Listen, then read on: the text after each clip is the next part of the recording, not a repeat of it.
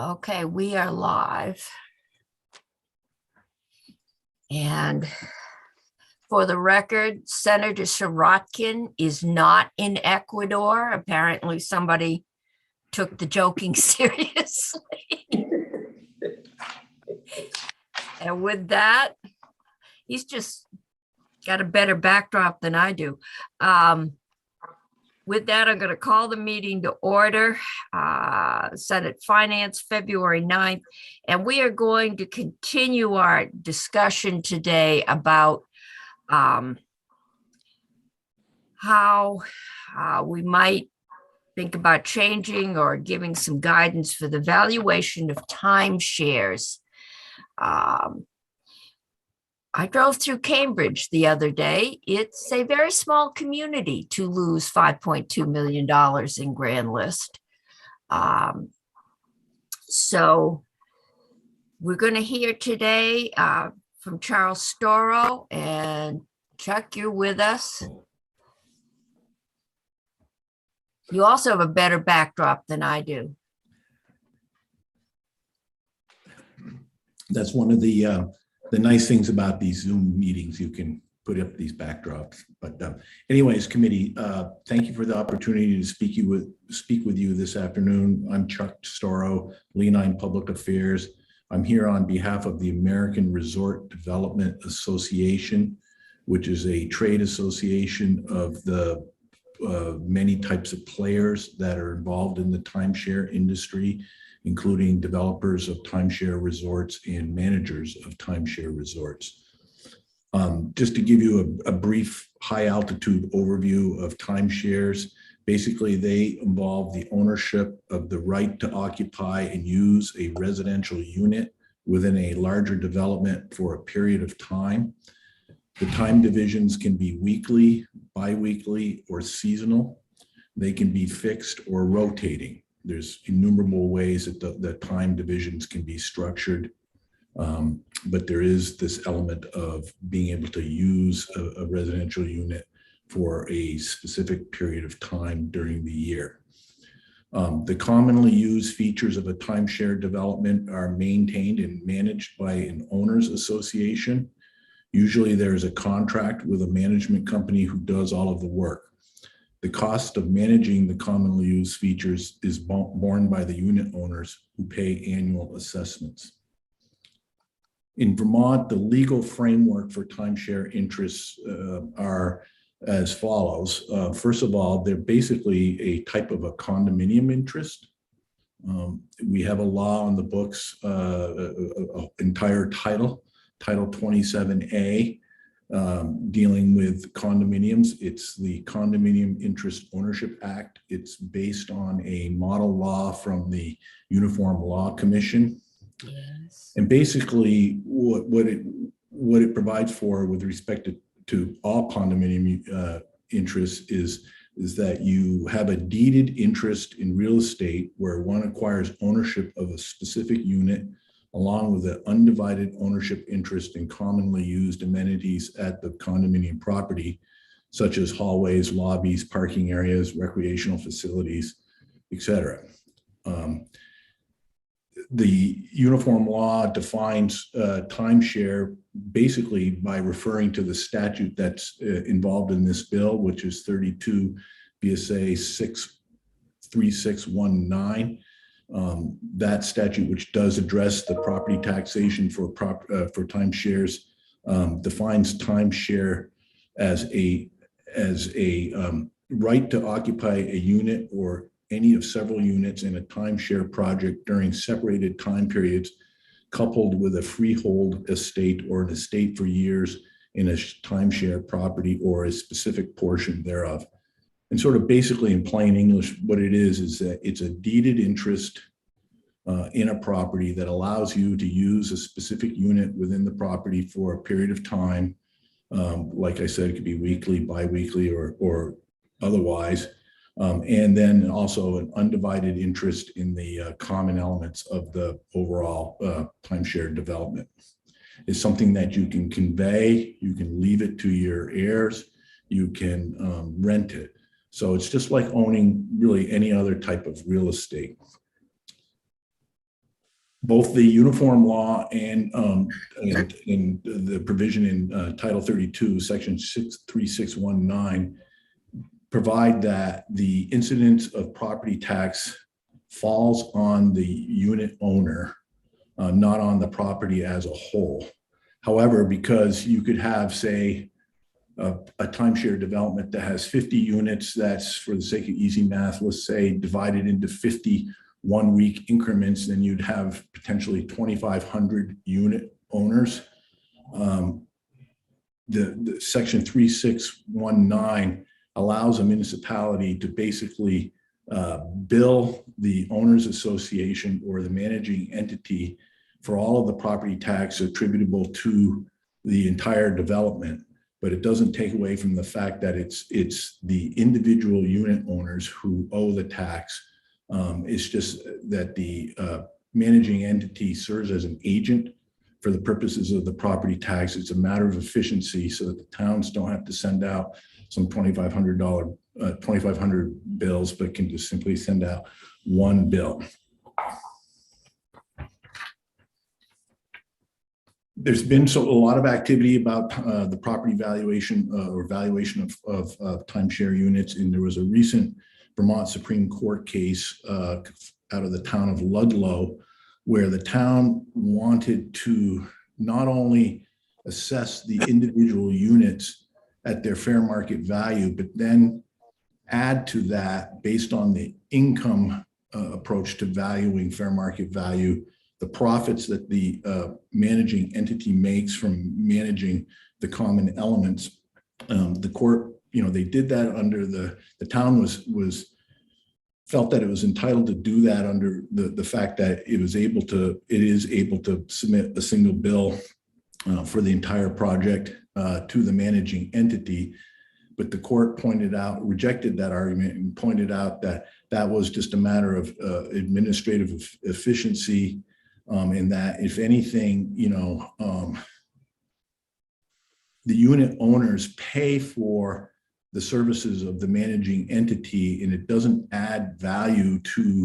necessarily add value to the profits that the managing entity doesn't necessarily add value in the eyes of the unit holder. It's really an expense to them, not an asset.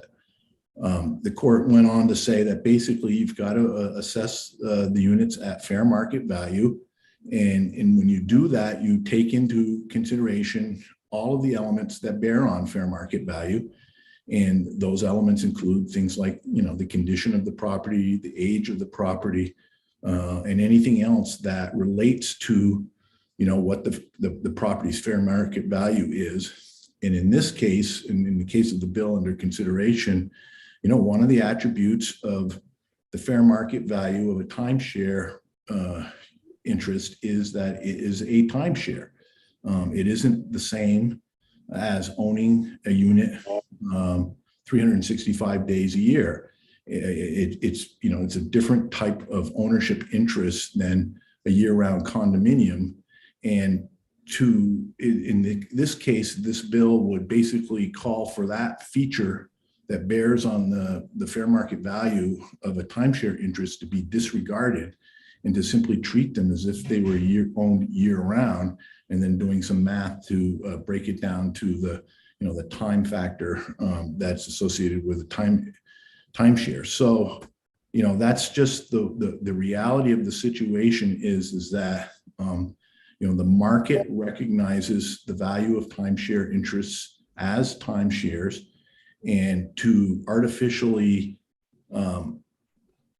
inflate, frankly, that value by comparing them to a year-round owned condominium is manifestly unfair, because it could result in higher assessments and therefore higher property taxes than what would otherwise be the case. So we would respectfully submit that the bill not be approved. Okay. Questions for Mr. Storrow? Senator Sirotkin. Good afternoon, Chuck. You represent a national association or a Vermont? Yes, it is a national association, Senator. So do you know of any situation in the past, or could you find out where the association might have taken a different position when timeshares were a hot ticket item and the combined 2,500 units would have yielded a lot more in taxes? I don't know of any prior positions taken by my client to that effect, Senator, but I don't know one way or the other. I could certainly ask. Thank you. Okay, any other questions? I'm not seeing any. So we're going to move on to Dominic DiCarlo, and he is president of the Tamarack 3 unit at Smuggler's Notch. So Mr. DiCarlo, there you are. Yes, hi, sorry about that. I'm trying to figure this out. Forgive me. No, I had you but you pop around. So I'm sorry. just finding, you popped again. So Great. Are we good? we Can you are see it? good. Okay, good. So you'll have to forgive me. So again, my name is Dominic DiCarlo. I am first and foremost a timeshare owner within the Smuggler's Notch resort. I own a unit, actually 2 weeks, a fixed week and a float week in Tamarack's 3, the building Tamarack's 3. I am also the president of Tamarack's 3, and I'm also president of the North Hill Aquatic Center, which is within the resort. And I want to first thank you, Madam Chair, for allowing me to testify, as well as other members of the board. So you've heard from Jim Mazer, who was a fractional owner from the Snoza Group. You've also just heard for the lobbyist for Wyndham there, Mr. Storo. But what you have to hear from is myself, people like myself who are actually timeshare owners. And I'll be representing both, talking on behalf of myself as an owner, as well as the president of Tamarack's 3, as well as I'm going to be talking on behalf of other presidents of Tamarack's 2, 4, 5, and 6, just so you know, so you understand where we're coming from. So originally when the resort started, I want to give you just a brief history so you kind of understand. I think actually Senator McDonald actually talked about it before. When the resort was originally started, it was a timeshare, a regular, ordinary timeshare. Smugs ran everything. Then they ran into some financial situations, and then Wyndham came in and bought all of their inventory. So now Wyndham owned the rest of the inventory that was there. And now currently Wyndham is selling their points on the property. So Smugs is not selling everything. So when I bought, I was an original Smugs owner. So now on the property, so it's kind of like a hybrid system, which I'll explain really quickly about the property. But there's 24 buildings that are timeshare buildings on there. You figure between those 24 buildings, there's 278 units. And you figure roughly 49 weeks per unit. So you do the math on that one. Of those 24 buildings, 9 of those buildings are represented by our fractional owners, represented by President Mazer. And those members own anywhere between 16 to 25 weeks per person for what they own. Now, what you don't know is that on the property, there's also 4 buildings that are wholly owned by Wyndham. So Wyndham owns that whole building. That would be the Kestrels, which was discussed last week. There's a Tamarack's building, Tamarack 7, and there's 2 Owls buildings on that property, which are, again, wholly owned, deeded to Wyndham, but it is a timeshare within their Wyndham group. Then of the remaining buildings, that would be the rest of us as timeshare people. Now, this is where it gets even stranger. Within each of our timeshare buildings, there are 3 subset groups. And there is a CWA, there's a CWP, and then there's what we call a club owner, which is what I am. So CWA is a Club Wyndham access person. That actually is deeded property that is owned by Wyndham. So they own those weeks. Wyndham owns those weeks. Then there's a CWP that is called a Club Wyndham points person. Now that person is an individual who owns the deed to that week or weeks of to be able to use the unit, but they are also in the Wyndham Points program, but they own the weeks. The person, the individual. Then there's people like myself, which is the club traditional owner, which I personally own 1 week and a float week. So I own 2 weeks. So I hope that kind of explains a little bit about, a little more in depth. I took Mr. Storo, he gave you an excellent explanation about timeshares, but I wanted to let you know what is really going on at the resort to kind of grasp the whole, it's a real mishmash of a little bit of everything there. Which makes it, of course, very difficult for Cambridge to work on their assessments. Okay, Mr. DiCarlo, just to make sure, because I've been trying to take notes Yes, with ma'am. this. I'm so sorry. Yes. Okay, now you have 24 buildings. Yes, ma'am. And of those 24 buildings, Wyndham, which is a new resort structure, a new kind of timeshare, which does things on points and you can move around their different buildings. Okay. So they own 4 of those buildings outright. Yes, ma'am. And I'm assuming from what we heard the other day, they bought them at somewhat fire sale prices because timeshares are not that popular anymore.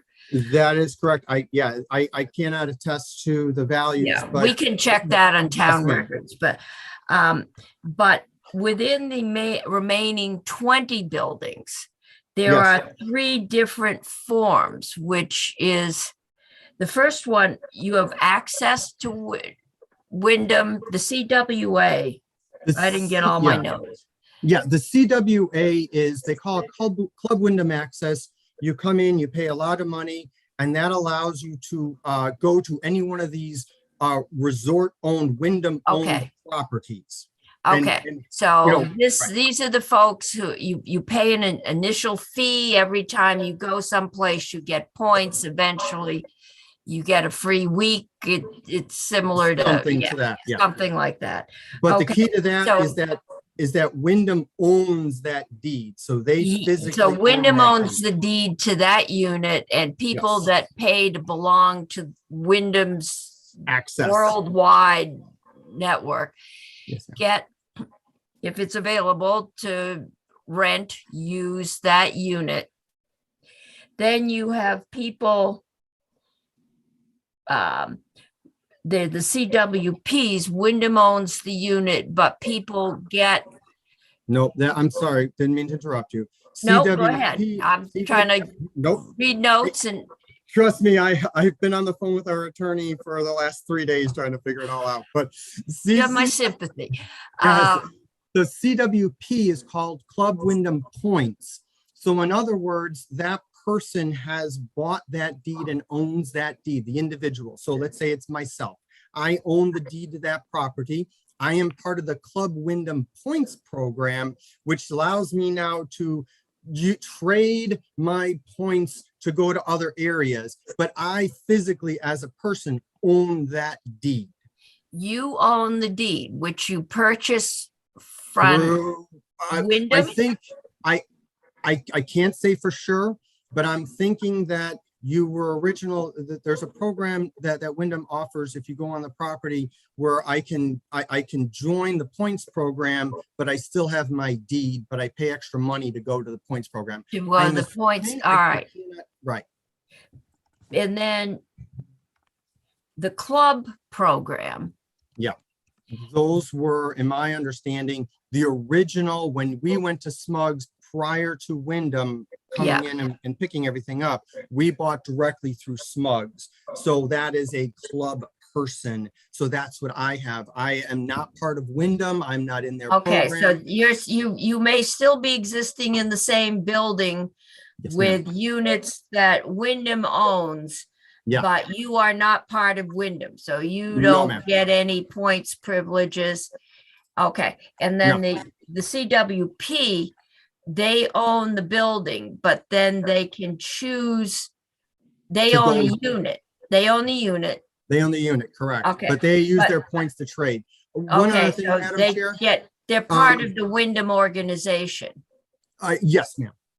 And then one other thing, I sent Faith a better document. I sent you the wrong document. That kind of gives you the breakdown of the Tamarack buildings that I can get access to. That kind of Okay. tells you within the unit what's owned by CWA, CWP, and a club to kind of give you a better, if you wish. I did send it to Faith.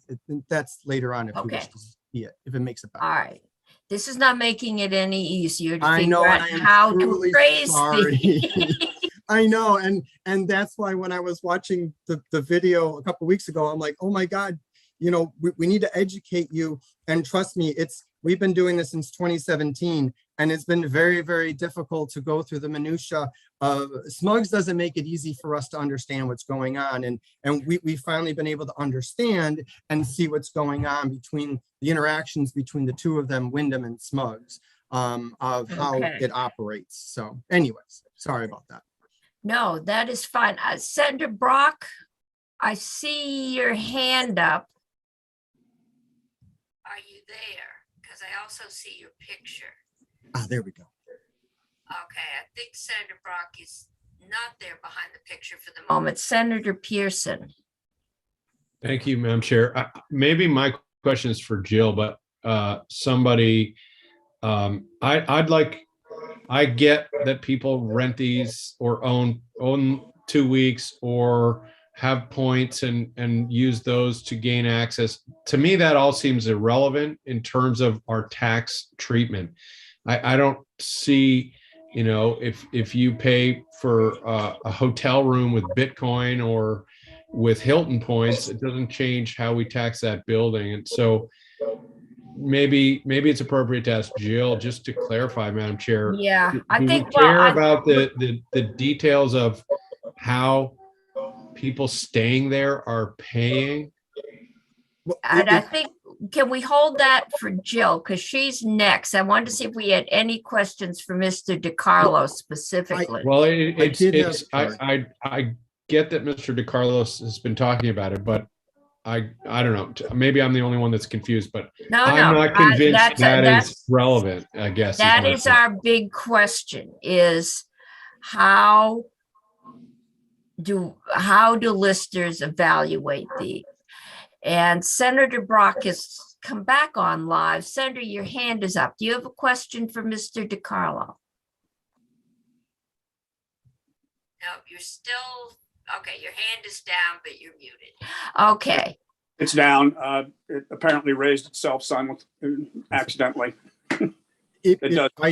I think maybe if I continue on just a little bit, because I just okay, wanted to yeah. give you a brief Why don't you history, finish your and then- testimony and then thank we'll you. go We on might be to able to answer some what's questions. relevant to how we Yes. tax them.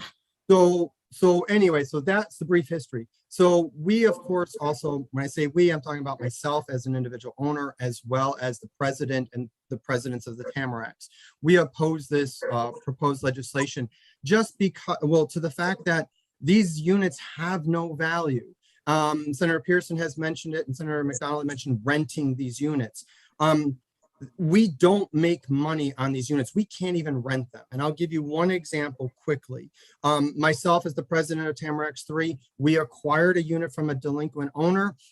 We had this unit. It was a 3-bedroom unit, prime week. It was the weekly assessment on that's $1,300 per week. And you've got 2, that's $2,600. We couldn't even rent it for the $1,300 for that week. If we were lucky to get $500, we were lucky. We tried to sell it through brokers. We've had this unit for almost 4 years. We've tried to sell it through brokers. We've tried to give it away. And well, thank God it's finally gone, but we had to give it away. Yes, sir. Well, Madam Chair, I'd be glad to take the condo off his hands for $10. The point is, sir, you of course could sell it on the open market for hundreds of thousands of dollars. So No, not his, No, I guess that's You it. can't, sir. He's trying to sell his 2 weeks in this no, building. that I understand that, Okay. but that is sort of not our problem. That's from a tax point of view. I guess I'm trying to understand why that would be considered our problem, since you very clearly could, if you were selling the unit as a whole to a private buyer it would not be worthless. It would be quite valuable in our current real estate market. So square those two for me if you could, Sure, sir. I will do that for you, Senator. Yes, you are correct. If that was a condo unit, it would probably be worth hundreds of thousands of dollars, but it's not. In our docks, in our building docks as an HOA, myself as a personal owner, I own nothing except the week, owning the HOA. And actually, Mr. Vickery had mentioned about our docks. So to us to convert to a potential condo, which is what you're calling them, it would take more than 50% of the group to vote on it, let alone try and figure out who owns what, where, and when, and how. And we're talking over 500 owners in one building for 12 units. So to convert it to a condo is nearly impossible to do. Because you'd have to get everybody to agree, try and figure out how much it's worth. So you can't. That's what we're trying to tell you. These aren't condos. The HOA and actually Smugs owns parts of those buildings. I, as an owner, own nothing. I just own a week. The building, the land, the materials inside it. If you owned a condo, you'd own within those walls, everything there, that's yours. And that's true. But myself and Jim Mazer had actually mentioned it as well. Even in his part where he owns 16 to 25 weeks, they don't own anything within that building. It's all owned by the HOA. It's all in our docks. They cannot be changed. It's nearly impossible to convert it to a condo. That's the problem. If you want to do the taxation, go after Wyndham, who owns the building. They own 4 buildings there.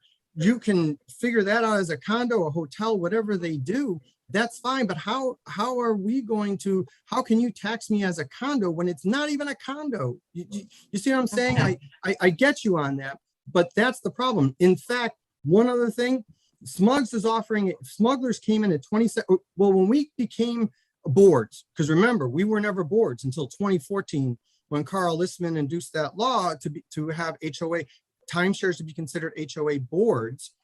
When we became boards and we saw these debts, I had a debt of over $20,000 in my building alone, let alone other buildings having over $100,000 in debt from delinquent owners when the resort didn't do anything. So we had to assume these debts. 2017, Smugglers came in and said, listen, we'll help you out. We'll do a farewell to Smugs program. We'll assume you assume and transfer all the delinquent owners over 365 to us. We'll take those deeds. They did. They took them all. We're talking hundreds of deeds since 2017 till now. They do it every year. And they took them and they transferred them to Wyndham.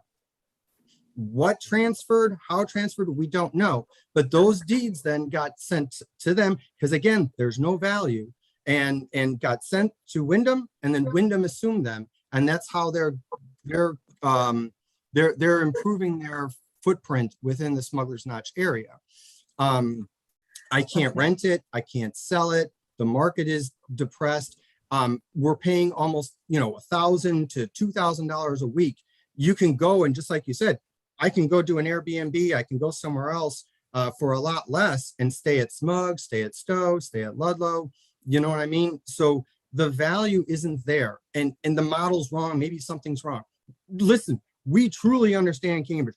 I was in Vermont yesterday skiing in Ludlow. So I'm spending money. We all love Vermont. I mean, we wouldn't be passionate about this and wouldn't be hanging around if we didn't love Vermont and love where we're going.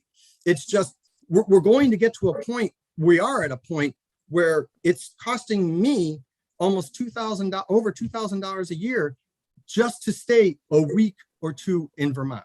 When, there's a lot of owners that are going to, you enact this law and start raising our rates when the resort isn't doing anything to save us money. This real estate is still going to push us over the edge, and we're going to start losing owners. So maybe, again, maybe the structure's wrong or whatever of how you do your taxes. And, we come to Cambridge, we spend money within the town, we stay within the town, we love the town, we love Vermont. It's just, you're going to push out all these owners, and we're going to have a depressed market, or in that area. So that. Okay, Mr. DiCarlo, let me see if I'm on. We're coming at this midstream. When, for years, if I'm remembering Mr. Vickery, the units, the condos and the timeshares were evaluated on the building. And your timeshare had value. But as time went on, and apparently we did something in 2017, and I wasn't chairing finance, so I'm going to see what Mr. Listman did. But as the transition started, as people just said, you know, $2,000 a week, and my kids are grown, and we're not. It's an expensive week, and so people started just saying, "I'm walking away from it." I mean, I bought it. I've gotten my 10 years here, my 15 years, and I'm walking away because I'm not paying $2,000 a week. So whenever we did whatever we did in 2017, it put more responsibility on the owners. You now have a board of directors Yes, I believe it similar was to 20 a condo. I had the pleasure of presenting that condo update on the floor. It was painful. You now have a BOD like the directors, and Smugs comes in and they said, okay, you've got like $20,000 worth of debt in your unit from owners who have just gone delinquent. They've just walked away. And so you can pay us the $20,000, or we will just assume ownership of those delinquent buildings, which they in turn, in some form, transferred to Wyndham. So we've gone from an ownership in a building to, as long as you use it and it's worth $2,000 a week to you in maintenance fees, and probably your property taxes and everything else, that's you're there. But I'm sure they will buy you out for a minimum price at some point, and then it's going to Wyndham. Wyndham has an entirely different business model. It's an entirely different business. They're into a new form of short-term rental with points. And our question is, and then there was lawsuits that went around and got settled out of court from, it sounds like a law we might want to look at. And the settlements were that the value of your units as a whole, because as a whole, are almost nil, because the sale price has been almost nil. And so Smugs is making out, because Wyndham's renting out those units in a form, and they've got people coming in and skiing, and somebody's paying those fees. And you're being left with either you can assume the debt for anyone that walks out, or you can just let Smugs take over. Am I reading this? Yeah, you All yes, right. ma'am. You are correct. Yeah. In other words, they wouldn't pay us anything. The Farewell to Smugs program is basically offered to an owner or ourselves. You basically give them your unit as long as you're free of debt, and they assume the deed, and then somehow it gets transferred to Wyndham, and that we don't know. Okay. So If yes, you are correct. decided you could sell your 2 weeks, right, on the open market? Yeah, I mean, But right now, if I was there's really lucky. no market for that. Young No, ma'am. people would rather hit 2 weeks there and 2 weeks in Ludlow and 2 weeks in the Bahamas. Yeah, for that amount of money, yes, ma'am. Okay. Okay. So the Yeah. problem for the listers in the state is we've been doing this strictly on a, condition, size, square footage, number of rooms, and market value. And we've been looking at the wholly owned condo units in the same development as market value because they're identical. Probably if I drove through and looked, I would be hard to tell what's a timeshare and what's a wholly owned unit. So the question is now, how do we appraise these for fairly? And I wholeheartedly agree with you on that. I mean, and that's why I wanted to at least show you what we have, so you at least understand there's some little guys here like myself who it would, we understand Cambridge, but it would also affect us as an owner individually. Right. The Wyndhams and the Smugs, they've got the bankroll, they can afford Yeah. that. We unfortunately can't. But I mean, it's one of those, what do you do, what do you don't? And the other thing is, as much as we understand Cambridge and we don't mean to be cruel or Right.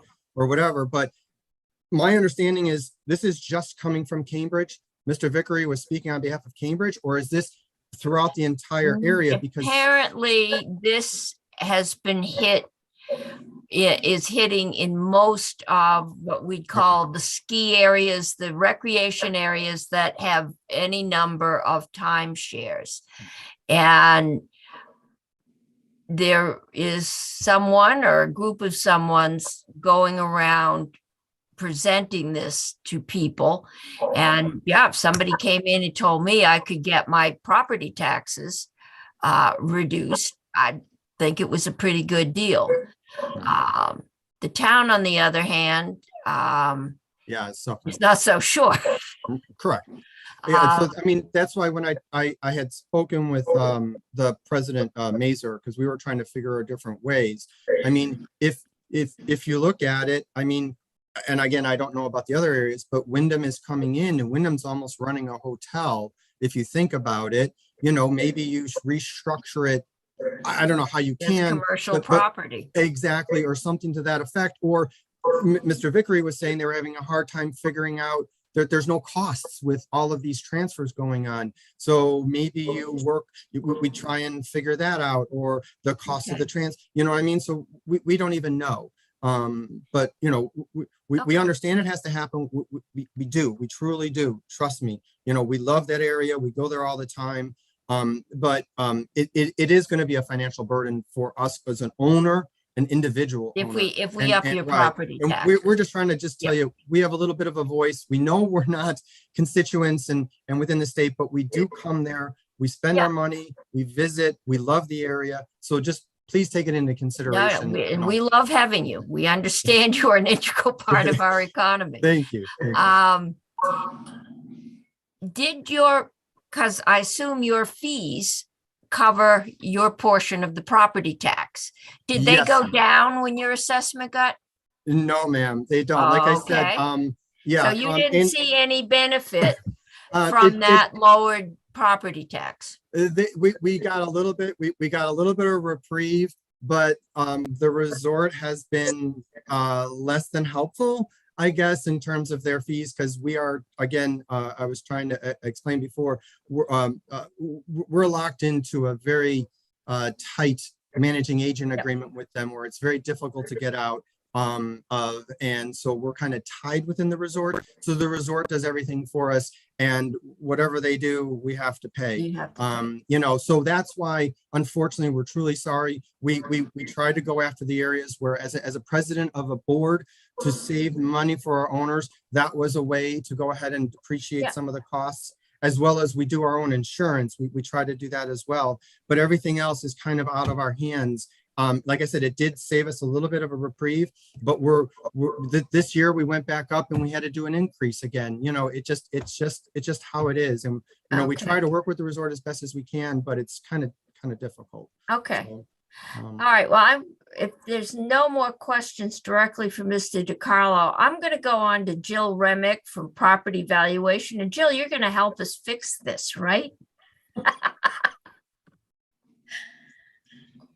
Deep breaths. So my name is Jill Remick. I'm the Director of Property Valuation and Review at the Tax Department. I've been in this role for a few years now. I have not served as a professional appraiser, but there's a team of very intelligent people who've been here for much longer than I. who helped roll out Act 60 and Act 68. So I've been relying on their expertise a lot when it comes to pieces like this. I think that the two big takeaways I think I'd like to share with this group is I think this is a really great example of the complexity involved in assessing property. And I think it's a really good reminder that that towns, even towns with professional assessors, have difficulty actually assessing some of these really complex properties. And so while you know, timeshares might be the canary in the coal mine of this, I do think it's really important for this committee to hear that concern from our office and I'm sure from VALA, the Vermont Assessors and Listers Association, that valuing property like this. I mean,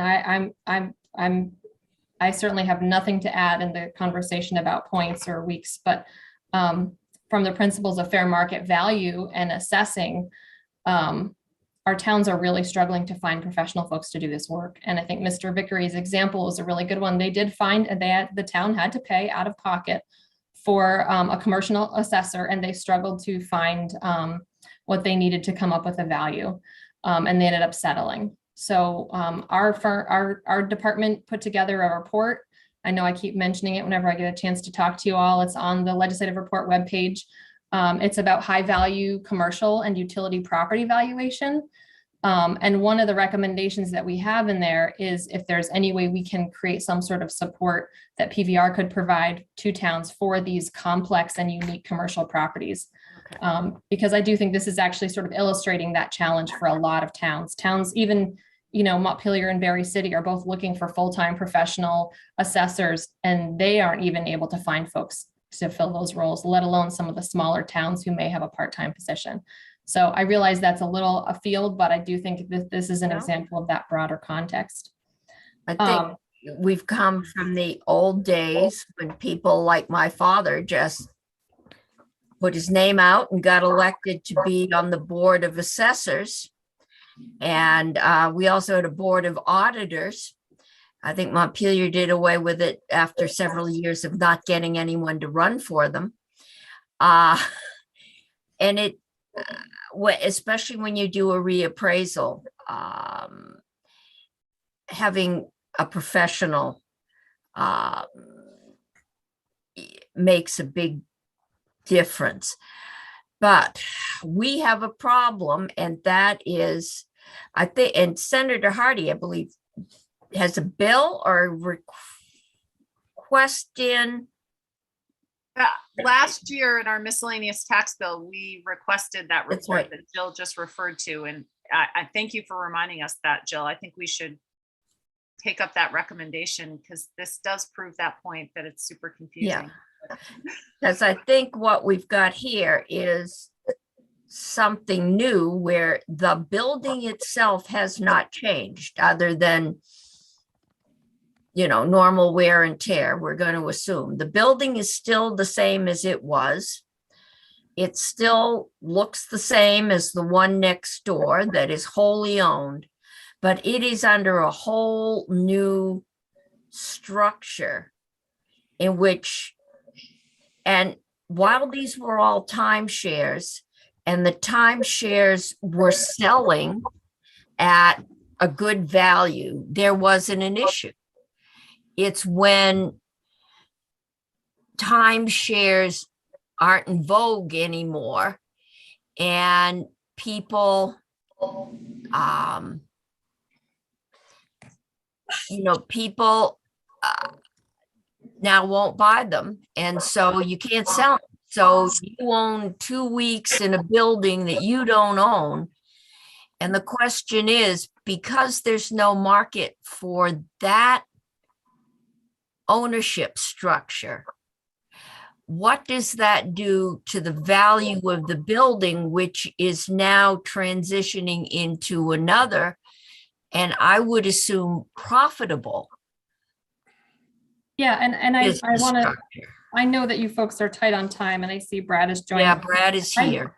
Oh, good old Brad. I'm sure you'd rather hear from Mr. James. Oh, I am not sure about that because Brad's not going to be any I did more. want to point out, It's good. Last week, I was on the docket to talk to you folks on this topic, and you were, you had a lot going on. And so it actually bought us some time to do a little research about other states. So I did send that to Faith. That has been updated to the documents on your webpage about Okay. some of the other states. I think the primary message I'd want to leave you folks with, there's so much I'd love to talk to you about, but timeshares are not condominiums because their deed and their title is wrapped up in this issue. So I'm not sure that the language as it's proposed is going to accomplish what folks are hoping to accomplish. I think that that being said, I think it is important to remember that the association, the corporation, the sort of primary entity of timeshares in a lot of these cases is a condo association or a hotel or a resort. And those are very much, that value is theoretically very much captured at that level. So to argue that a timeshare should be valued the same as a condominium kind of goes against fair market value principles, right? We are seeing these units selling at a loss. We get our property transfer tax data, which is really helpful as far as showing what the market is doing. I think it's in a state of huge transition right now, but I do want to be clear, especially these larger resort-based timeshares, that income and that value is captured if done correctly at that main unit, that corporation level. Okay. So I wanted to point out the research that our folks did on the other states. And then, there has been court cases and national citations about just what the meaning of highest and best use and fair market value is. You really can't ignore things like other elements of the property, deficiencies, tying up of the deed or the land. You have to consider all those different limitations, just like you would if it was a conservation easement or something like that. And timeshare weeks are even less than that. You don't own the property essentially. Right. And then, as I already sort of alluded to, we have our report where we did a fair amount of digging into where we do think things could be improved. The per parcel payments have not increased since 2005 that the towns get. And there's no sort of calibration of those per parcel payments for things like amount of commercial properties or current use properties. There's different kinds of properties in Vermont that require. Okay. Well, now we're getting into the other day's topic. I see Senator McDonald has a question, and I'm trying to move. We started late today. I'm trying to move us along, but you basically don't have a fix for this. And again, once this is a commercial property, all right, and it's renting, I assume in layman's terms, you could choose, because I know one of the things you can do is an income-based evaluation. And so once Wyndham owns all of these properties, or I assume on the properties they own, they can be on the 4 buildings, at least you ought to be able to do a revenue-based appraisal in some form. But it's these mixed units that some of them have no resale value to speak of. And some of them, once they're transitioned into this new entity, have a fairly high revenue producing potential. Okay. So it's how we set that up. I'm going to Senator McDonald. We may not get a break today, but. Madam Chair, we heard that the attempt to appraise these properties at fair market value plus something in Ludlow was rejected by the court. Right. The definition of fair market value was not followed, and it was rejected. Does one of our legal counsel's drafters or researchers, have they found how other states have come up with a fair market value 2 or a fair market value by a different name that singles out and defines these properties and says that they shall be appraised as follows? Okay, I think what Jill just told us is that they have sent a report. I assume it's on our website and we can read it. Yeah, it's a real And then, quick 1.5-page memo that lists 6 other state examples of how they value timeshares. So why don't we take a look at those and see what, pick one? or, well, I think the problem is you've got a building in which there are 4 units. 2 or 3 of those units are owned by a resort company. And then you got a residual timeshare. So we're going to have. This probably is not a fresh issue that hasn't been resolved somewhere else. Perhaps the committee would be curious to see how other states Yep. had resolved this, and then maybe we'll pick one of those or modify one. We've got those on our website. I don't even know who our legal counsel for this is. We'll find out. Senator Pearson. I expect it would be Abby, but Yeah, if it's taxation, if it's value, it could be Tucker. If it's, I don't know. We'll So- find out. Jill, I'm hoping without having ledge counsel here, you could just help me understand some of our other tax principles around property. If we rent, if we tax an office building, we tax that as a commercial property, right? And if somebody rents an office space or owns the building to use as an office share, like a work share place, and their business is going terribly, do we change their tax bill?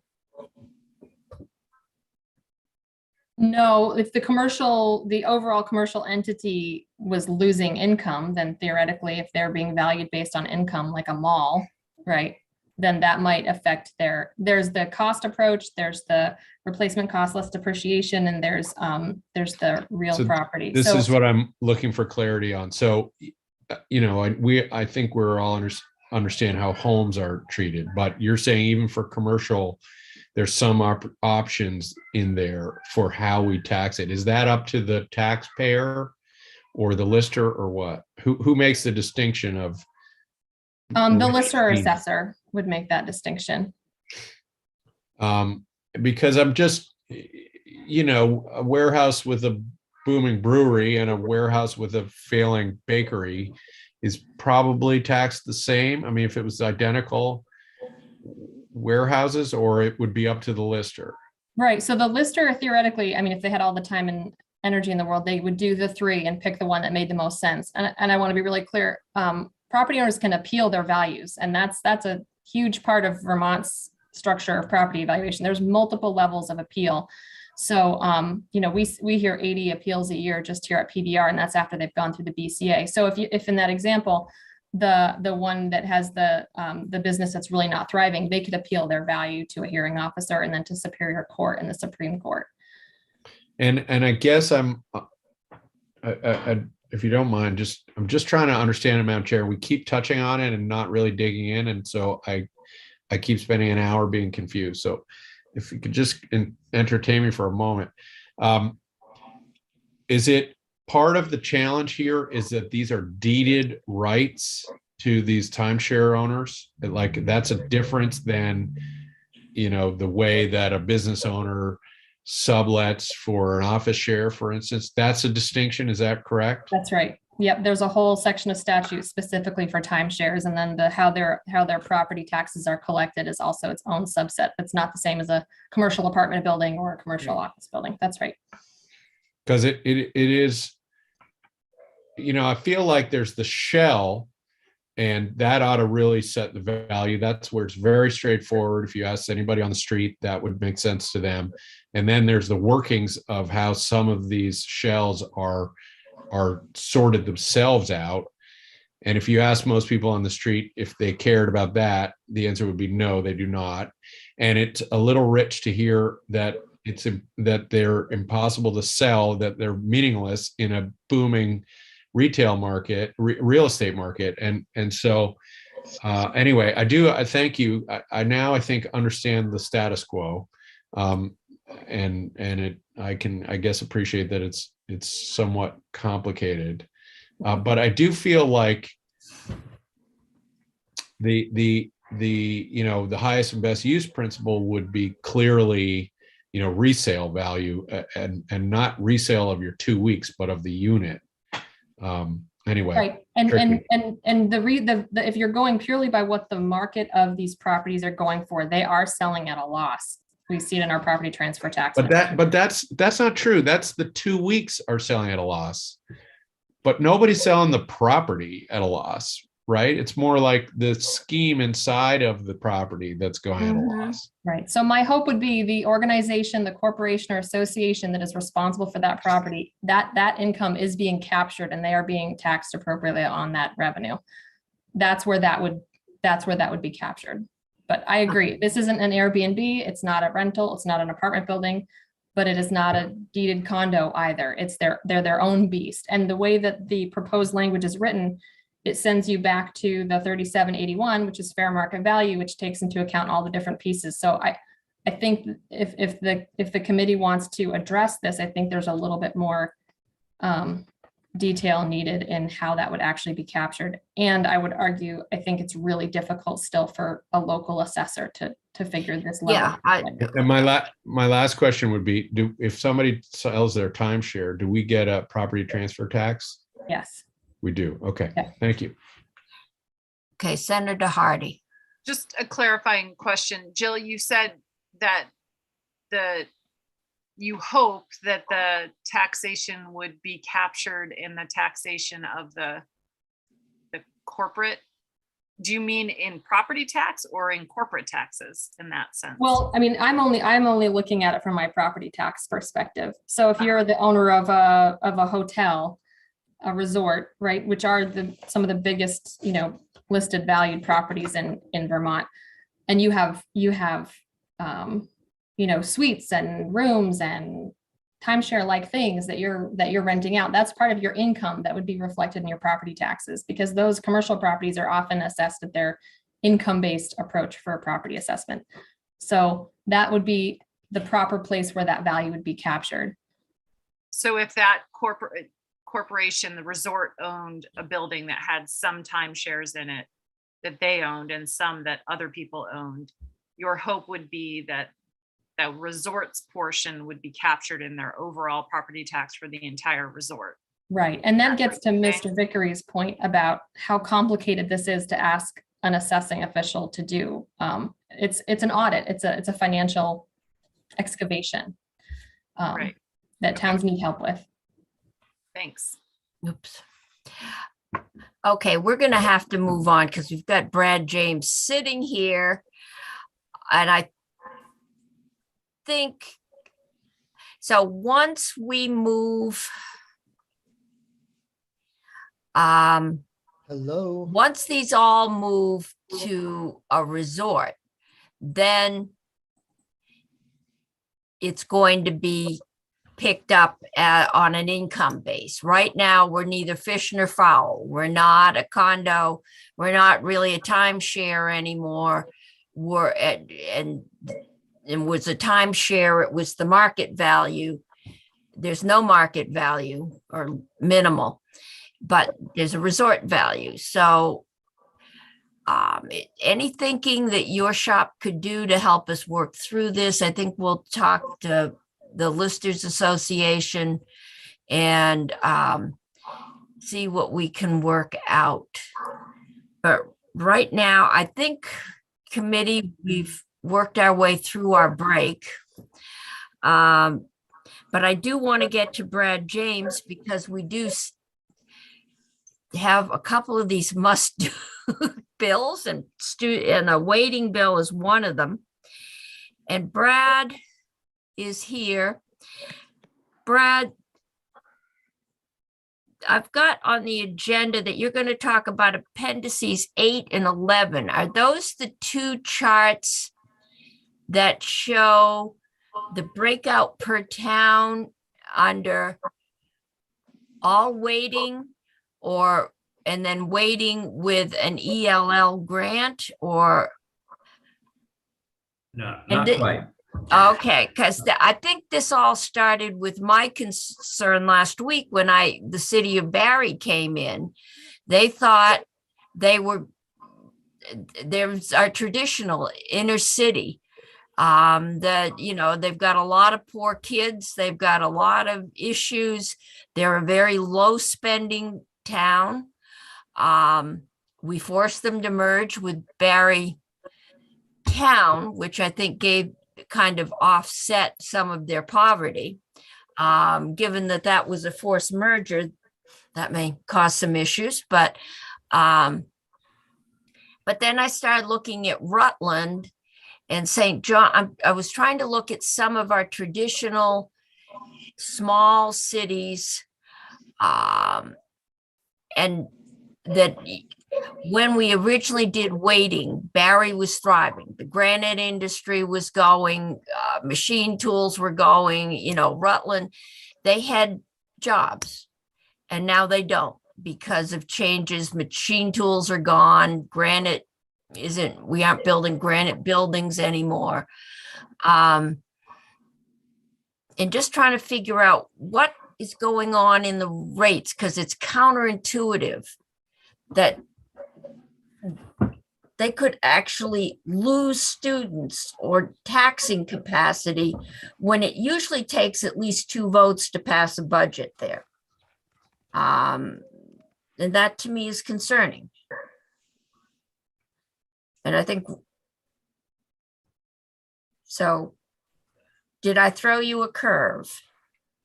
A little bit, but that's okay.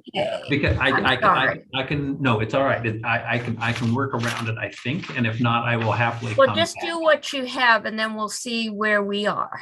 Okay, well, let me first of all, Brad James, Agency of Education. And to answer your very first question, Madam Chair, Appendix 8 is the cost equity by town. It does show the information, how it's broken out by town in the cost equity model. And Appendix 11 is actually the methodology of how we got there. So I was thought, so Appendix 7 shows the weighting model with the kind of the town by town by town. And those, what you're looking at in the report are. Okay, I've got Appendix 8. Which is what I printed out. Okay. Right, and that's, I believe that's the cost equity model, correct? Yeah. Yeah, okay.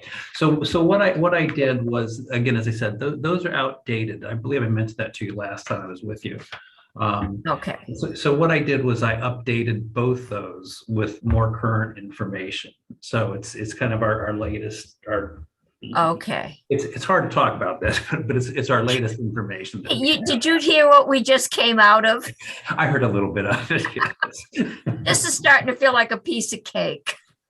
It's getting larger and smaller pieces. So what I sent Faith, and I imagine because she's competent, has posted on your website are just those updated appendices. So Appendix 7 and Appendix 8. So Appendix 7 is the weight model, again by school district, and then Appendix 7 is the cost equity model by school district. Now, this is where it gets a little confusing because of all the conversations that people are having around the State House and that we're having also in the background. When we're talking about the weighting. Brad, sorry to interrupt you, but I don't know if Faith. No, I didn't send it. No. They're not on the website. I see. Hang on. I started that. That's the whole report. Hit send. Hang on. I have to find it. I apologize. Well, they are in the report, or have they since been updated? They have since been updated, and I am sending them right now with a big whoops as the title. That's okay. All right. So I have to get out. Go back. I apologize. I That's thought okay. So what I'm about to say you don't need to look at those new files that I just sent Faith. Okay. She'll update us. Yeah, she'll let you know when she has it. Sorry, Faith. So when we get to the weighting model, there are really two conversations going on around that. The first one is, do you use the weighting model without using an ELL weight and use an ELL grant instead? Or Do you use the new weights, including an ELL weight? Okay, so that's one of the conversations going on. And what I just sent you, because this is what was in the report, was an update of Appendix 7 that did not include an ELL weight. It included an ELL grant instead. The grant that was used in the report was based on $25,000 to a district if they had one or more ELL students, plus $5,000 additional dollars per ELL student. The data that you're going to be seeing shortly reflects the ELL grant amount that was sent by Professor Colby and her team of $23,874 per ELL student. And so that's changing the ELL grant significantly, and that's impacting other things. Additionally, one of the things that I alluded to last time I was speaking was that Deb Bright and I realized that there were differences happening and that we needed to recalculate the yields. So what you're seeing now is also reflecting different yields. It's reflecting a different yield for the weight, and it's also reflecting a different yield for the cost equity piece. So it's changing a lot of things. There's a lot of changes that happened between when the report was published and what you're seeing right now. And so this is really kind of the first time it's being rolled out, I think, publicly. So congratulations on that one. But Okay. I think, I mean, we can go through, Madam Chair, going back to what you said, did you throw me a curve or not? We can go through those if you like. We can also jump to another handout that I sent, Faith, that is just really kind of, it's looking at, it's cutting down what you're looking at. As you're seeing, the tables in the background have a lot of information in them. And so another one that we just came up with and put out, and I just sent out today, and again, first time it's been seen by, will be seen by folks, is just looking at the tax rates. And what it's looking at is just the tax rates in FY20 that we started out with as the base. Then what would be the tax rate using the weighting, the weighted, it's hard to describe. I'm so used to saying weighting grant, knowing what I mean. Using the ELL weight, those tax rates of the ELL weight of 2.49, those tax rates. Then the next column is using the ELL grant instead of a weight for the tax rates. And then the fourth column there is the cost equity equalized tax rates. And in that cost equity, what Deb did is she did build in the weight. She used the weight with the ELL students so that we had the 20, or that new amount, that 23,000 amount. The number we'd used previously in other runs was a little similar to that. I'm not sure you saw those other runs, but so we have a variety of things that we can do. There's a lot of information. It's hard to make it easily accessible to everybody. Even those of us who are kind of in the weeds are making it, are finding it difficult to throw it out there, just because there's so much. It's easy to get overwhelmed. It almost seems like we want to look at tax rates, we want to look at spending per pupil, separately, but even though they're all intertwined, but not in one graph because there's too much information. So if I was to look, and I don't think you have it yet based on the last. No, I haven't been, and I'm getting distracted looking for it. Can you share something with us? I apologize. It's my fault because I meant to send it and did not. So, but if we go to Barry, I can tell you what the tax rates turn out to be.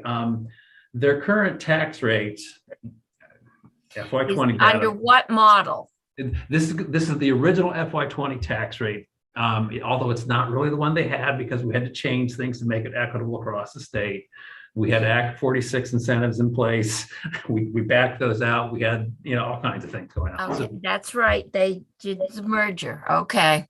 So what we did for FY20 is we backed everything out. That changed the property yield because it brought in different amounts of money. So the yield itself changed. Nobody has the FY20 tax rate that they really had when you look at these runs. Okay, but that's the base that we started with and went forward with. So if I start out with Barry, what Barry currently had in FY20 then was a rate of $1.25.4. Okay, so that's where they're starting out. Okay. When I add the ELL weights to them, to the category, so that we now have an ELL weight plus all the other weight. and Okay, tax. this is an all weighted. This is an all weighted model. Yes. Yeah. Okay. Okay, Their tax rate increases to $1.29.3, so almost 4 cents. And I think that's largely because they're not really gaining a whole lot in terms of how the equalized pupil calculation shifts things around. If you recall, we talked about how well, things get that's shifted what I'm around. trying to, what happens to Rutland, which is Rutland and Bennington were the other two I Okay. came up with.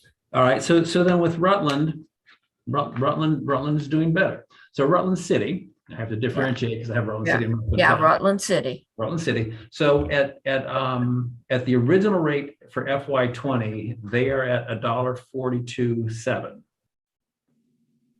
And then under the fully weighted model, which is probably a good way to say it, the fully weighted model, they dropped to $1.33. So that's close. That's a little over about 9.5 cent drop for them. Okay. Okay. And then you said Bennington was the other one? Well, I'm just trying to think of some old industrial kind of inner cities. Bennington, St. Jay. Oh, yes. With Bennington, we have, I was looking for Bennington, and they're not a school district any longer. Yeah, that's, Um, I had a hard time figuring out where the school was. I still have to think about it. I do it every day. So we have two school districts now that pretty much capture One's all. North Bennington and they're an independent. We're not going to run North Bennington. So I'm going to talk about Mount That's the Anthony one. Union High School. Okay, Yeah, that's one. the one I ended up looking at. Okay, and so they started out in FY20 at $1.35.7, and they dropped a couple pennies down to $1.32 under the fully weighted model. That's interesting because Barry is the lowest spender of all of those. I think, yeah, I think I need to dive into it. It's hard to parse it out without having all this Yeah. data in front of me. Because I've been told that in some of these models, the low Mhm. spenders Good.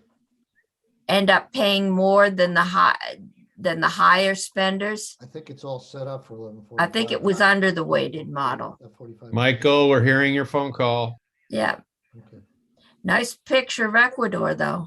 Is that where he is, Ecuador? No, where the 11:15 came from. but No, you missed it. last day, so Some they've been talking about reporter 11:45. called and asked him if he was So really in 12:30. Ecuador. And obviously, we can Love it. finagle that a little bit to put you anywhere in there you Michael! want, but I Michael! don't think it makes sense to start Mute. going. There, thank you, Faith. Okay, so is this one of those things where the weights are actually that the low spending towns are not going to benefit as much as the higher spenders?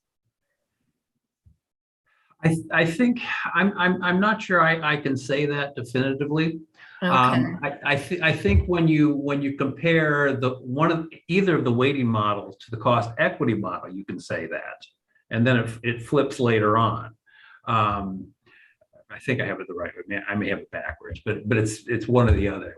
But in terms of just the weighting model itself, I think there's more going on sometimes in that one. Where did I do that? Was it with your committee that I put out information as to? Oh, I didn't do everybody. I gave you like 8 or 9 examples of you school gave us, districts. yes, and we went Yes. through how What I should do is set something up so we can look at any school district and pull that same information in automatically. Okay. And then we just hit a button and say there's the information. Then you can see it. But I think I don't recall if I had Rutland City on that one. I'll try looking while I'm talking. I don't recall if I had Rutland. No, City. we did. We had Springfield. Springfield. That's right. Barry, that's Springfield, Champlain Valley. Yeah. Faith put the things up on the website if you want to look, Yeah, because it I has just- all 3 models, which I think is really important to see the differences between So them. the models are all weight, all equity payments, and then weights with an It- equity payment for ELL? Is Yes, that what? that's that, but you have the order just slightly off. It's first, the first column, number one is FY20. That's what we're comparing to. The second column is all weights. The third column is weights with categorical, we're under cost equity for ELL, with however you prefer to Okay. say it. And then the fourth column is all cost equity. I'm sorry, Brad. What, I'm And finally looking that's at the it. weight comparison. It's What are the you- third document that has all of these. Oh, if I could only read it. Well, that's Okay, yeah, it's the third it's larger one. than it used to be. Brad, Senator I Pierce, don't go know ahead. how you do this every day, looking at the size of this print. Okay. Well, all right, this at least makes it more more easily comparable, I Right, guess. so is everyone looking at this one that has yellow, 3 yellow columns to the right? Yeah, It's the third one down, and it's, I think you're shaking your Well, head. wait a saying- minute. Could you, I don't have color printer. Oh, okay. So can you, before you assume we are looking at those, can you help us understand what you're talking about? I have appendix 7 or 8. You want the next one. You don't want appendix 7 or 8, and I'm. it's the trying to- third one, comparison. Well, that's not on our website. Oh, no, I just got, I have it. Refresh, it's there. Okay, It I says, got yeah, Senator Pearson. There it is. It is. I see. Study rate comparisons. thank you. Yeah, sorry, again, I apologize. Keeping you all on your toes, if nothing else. Well, what you should really apologize for, Brad, is that I haven't shown my committee my reading glasses yet. Oh, But now I need to. Thank you. you got can my blow them apologies. up, but then you can't follow across the columns. Right. I'll send you an Excel file. You can blow it up. How's that? Oh, that's okay. Thank you. I've got this now. Okay. So if you have a color copy, or if you don't, the columns to the right are showing you the differences between the rates. And I kind of told you which they were at the very top. The first one is showing the all weighting minus the FY20 originals, and the yellow cells or gray, if you print it out in black and white, are the negative numbers. That they're the ones who go down, and the ones that are not gray, that are white, go up. The second column onto the right says 3 minus 1 at the top. That is the weighting plus the ELL grant, the CE grant for ELL. And that's again subtracting those rates, taking FY20 away from those rates. And the last one that says 4 minus 1 is the cost equity equalized tax rates minus the FY20 rates. And again, you can see. So if we look at the very first one, Addison Northwest, Addison Northwest, you can see that their tax rate decreases because they have a negative number for the all weighting versus FY20. It decreases for all weighting plus the ELL grant, but it increases under cost equity. The rate is higher. Okay, so that's kind of what we're looking at here. Is that making sense to everyone? Okay, so the first one is with the ELL weight. Yes. The second one is with the ELL cost equity payment. Yes. And the third one is all cost equity? Yes. Okay, for everything. All right. Correct. Okay. Okay, so now we're into color coding. Okay, so the color coding is yellow. I mean, it was a question of it's hard to see who wins, that's the wrong term. Yeah. Who goes up, who goes down. So what I did is I color coded the ones who went down, whose tax rates decreased. In other words, they are lower than what they would have been in FY20 under these scenarios. So again, on the first line, which is Addison Northwest, in the first two instances, their tax rate decreases. In the third instance, which is all cost equity, their tax rate goes up. Okay. Madam Chair, could I just ask I think a simple question? There are no simple questions. When you say their tax decreases, would we believe that, is that another way of saying they get the same amount of money, but their taxes locally go down? Is that what we mean? That is exactly what we mean, because that is probably one of the best questions I've heard today. Even I'll with get your- my gold star here. Yeah, Thank there you you. go. right. Yes, because these tax rates were run using the FY20 education spending and the new equalized pupil calculations and whatever the new yield happened to be. Okay, but you're quite correct, Senator Pearson. This would be equal spending in FY20. So in a related follow-up, a town that this is helpful because these have all been sort of conflated as we've talked about it, but now we're looking at numbers. So a town whose tax rate goes down to get the same amount of money, then the school board says, well, phew, we can finally meet these needs that we've been wanting to meet for a long time, and we'll just keep the rate flat. So therefore they generate a lot more money, but then that doesn't all come back to them. So necessarily, so how do we understand the impact there? Do you see my question? I'm not sure what you mean when you say it doesn't all come back to them, because the way I think of it is that if you had a situation where the tax rate went down and they wanted to keep the tax rate flat, what they would do is they'd be increasing their education spending, which all goes to them. Okay, because it won't trigger sharing for all of these. Yeah, No. Basically, except for a very few schools that might. What that's then doing is, I think you're mixing up schools, school districts, and towns.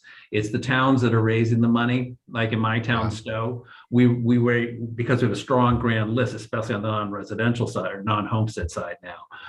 It raises more than the school district needs. So that additional money goes directly to the ed fund. Technically, it should all be going to the ed fund, and it should be coming back out so that every school, every town pays in, every school district receives, but that's not the way the law is structured currently.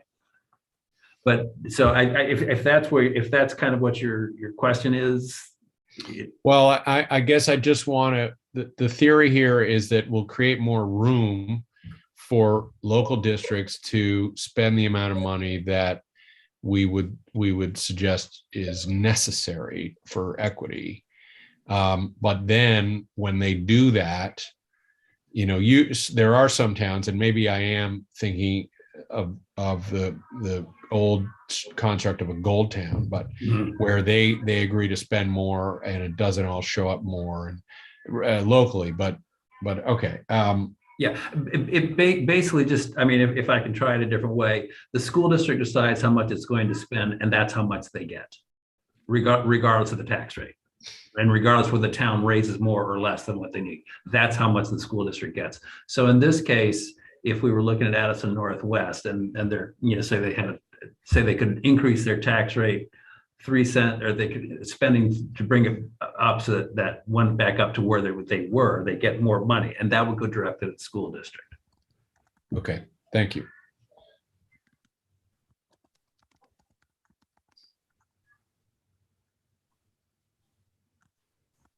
I see you, Senator Bray. Madam Chair, I think Senator Bray has Take a while to do this. Okay, Senator Bray. So thanks, Mr. James. And I want to sort of ask and this may be a dated question too, like maybe the money doesn't flow this way anymore, but there was also a time where we worried about whether or not we might support a town at a level and they would choose money. They would have money, but they wouldn't choose to increase the programming they had. They just say, well, we'd rather drop our rate further and have savings. And so it was more, I think, driven by savings, the opportunity to save in light of the way the state was sending money, as opposed to how helpful this is, we could finally have the richer program that we would like to have. So is there any protection against that situation that we, I think, used to face? I don't know if we would under the new construct. I think, Senator Bray, that the answer is, as usual, subtle. But I think the answer is yes. There's a little bit of protection. I mean, if we're using Addison Northwest as the example here in the first scenario where it's all weighting, their tax rate decreases by 3 cents. They could maintain the same level of spending and have a tax cut of 3 cents, and that would stay in homeowners' pockets, is what it would do. But again, if they chose, and they could do this right now, they could choose to spend less, their tax rate would subsequently drop. Okay, they could choose that, and they could keep doing that. But there's a certain point where they can keep doing it, except their tax rate is not going to go down any lower. There's a floor on the tax rate currently, and it's $1. And so if a school district is spending an amount of money that generates a tax rate of $1 and chooses to spend less, that's fine, but their tax rate is still going to be $1. They're not going to get a tax break. So, and that's in statute. So essentially that amount of money per pupil is really what the property yield is. In the current year, I've lost track. There's so many numbers I've played with. We're talking somewhere in the $11,300 range for this current year. I think I want to say 11,317, but I'm not sure that's right. But it's not, let's call it $11,300. If a school district is spending exactly $11,300 per pupil, their tax rate would be $1. If they spend $10,300 per pupil, their tax rate will still be $1. So it would make no sense for them to spend less than that, because they'd be losing money for their school that isn't going to increase their property tax, which I think is a little bit of what you're asking. Sure. Yeah. Okay.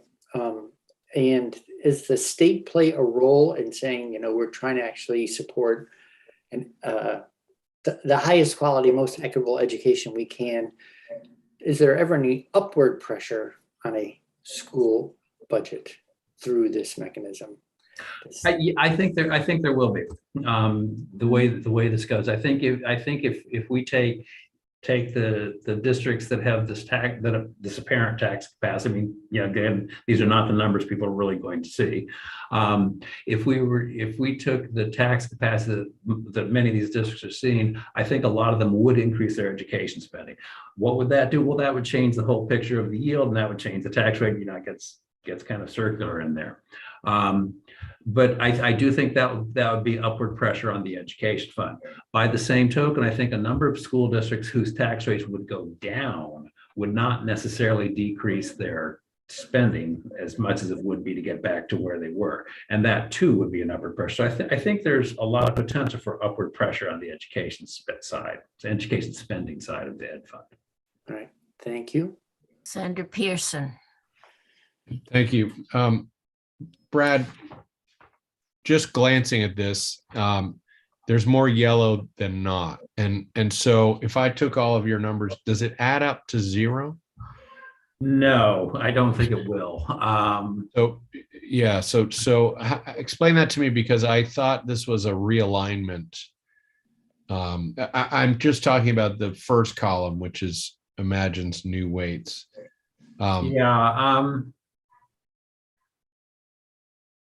Well, really, let me pull that file up while I'm thinking about how to answer your question. It's right there. I think it's not a net zero game or exercise in terms of the tax rates. Here, I've got it open. Let me just see what the tax rates would add up to. No, there's more on the negative side in this first scenario than there are on the positive side. So the sum is not 0. It's, in case you care, it's negative 8.6. So what's happening? What's happening, I think, is because of how the weights are shifting where the kids are around, the equalized pupils are around, and how that's impacting tax rates. And then what we're doing is we're comparing that to the beforehand. it's even when we just look at these numbers, I'm going to go into the weeds here for a moment. I apologize. Even when we just look at these numbers in terms of just straight tax rates,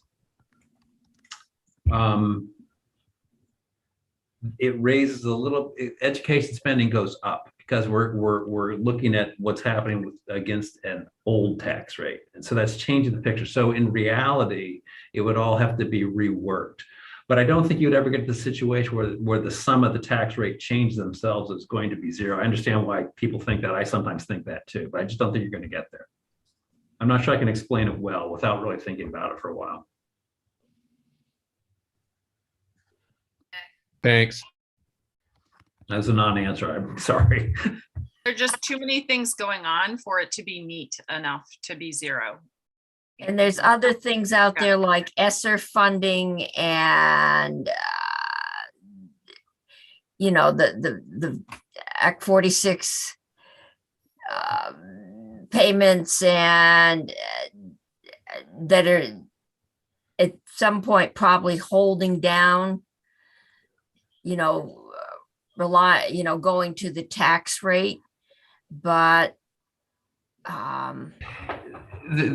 there is a lot going on. We tried to account for as much of that as we could by going back to FY20, which avoided all of the pandemic, all of the additional federal money. That will certainly impact, obviously impacted this year, it's going to impact next year, FY24 when this is implemented, so it's down the road, it is going to have an impact. But we tried to account for it in the front end up here for comparison purposes. okay. Brad, we have you on to talk about transition next. I'm looking at the committee. We actually have made up some time unless I think we might all need time to just kind of sit and ponder the new updated charts. But